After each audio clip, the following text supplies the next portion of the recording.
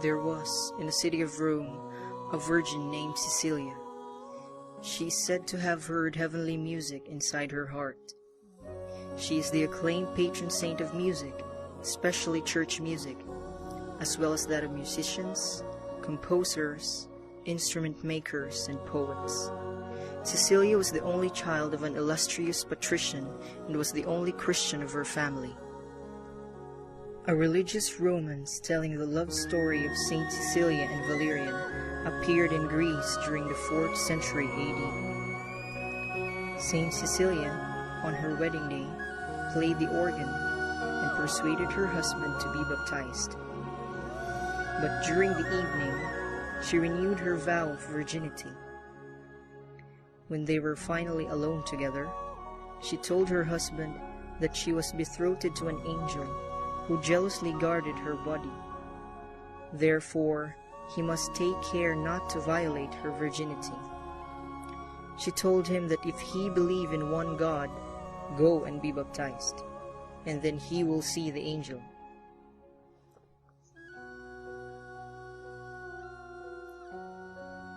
Valerian, confused, told her, "If this is true, show me the angel."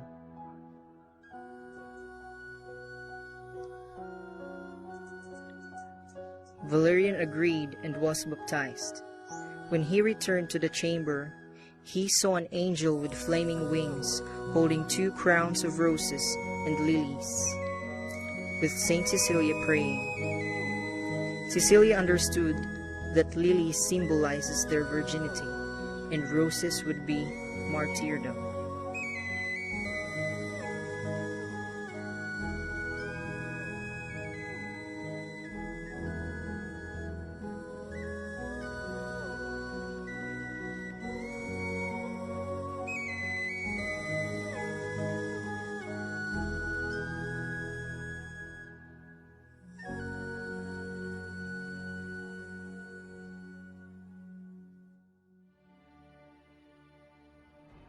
In that time in Rome, it was very dangerous to be a Christian.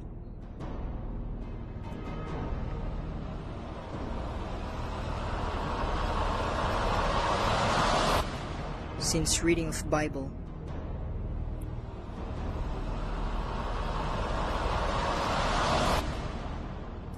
even praying,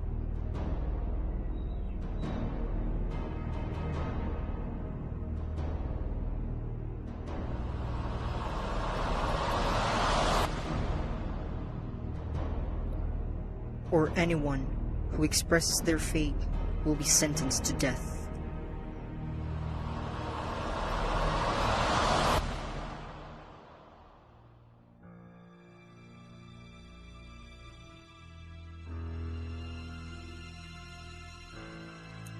Tiberius, the brother of Valerian, also consented to be baptized after he knew how they had obtained the crowns.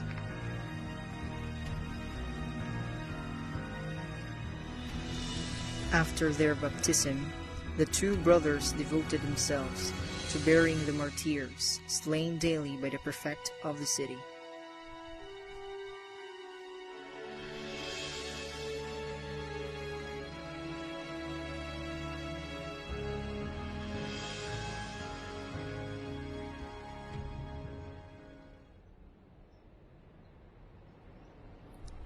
Eventually, Tiberius and Valerian were both arrested and beheaded with a sword.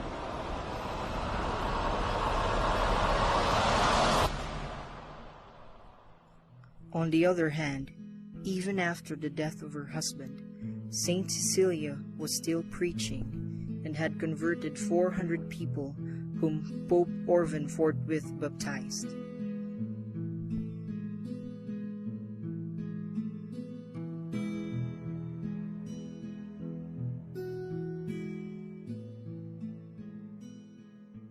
A fire heated up to 7 times its ordinary violence, and because of preaching, Saint Cecilia was arrested and condemned to suffocation by steam in the baths. But Cecilia did not even break out into perspiration through the heat. When Almasius heard this, he sent an executioner to cut off her head by the sword. With trembling hand, he struck with 3 blows.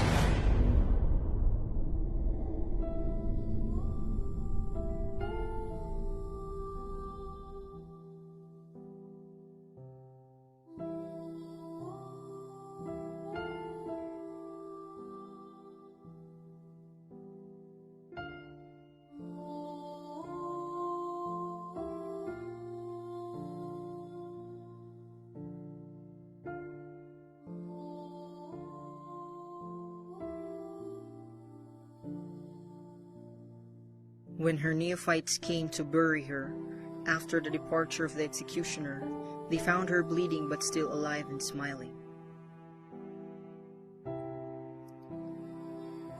Her friends surrounded her there, not daring to touch her.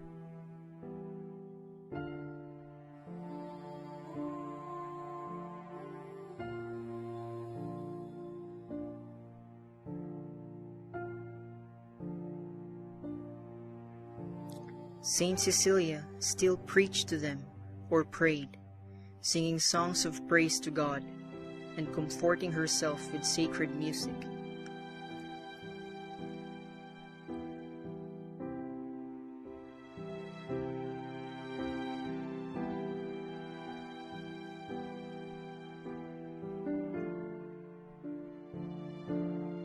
They also collected the precious blood of Saint Cecilia from her wounds.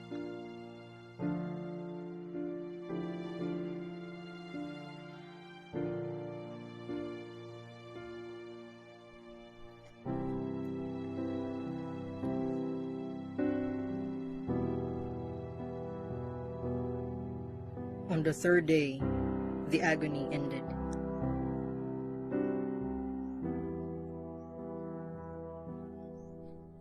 After the Holy Pontiff Orban had come to bless her, at her funeral, she was placed in a coffin in the position in which she had lain, as we often see her pictured.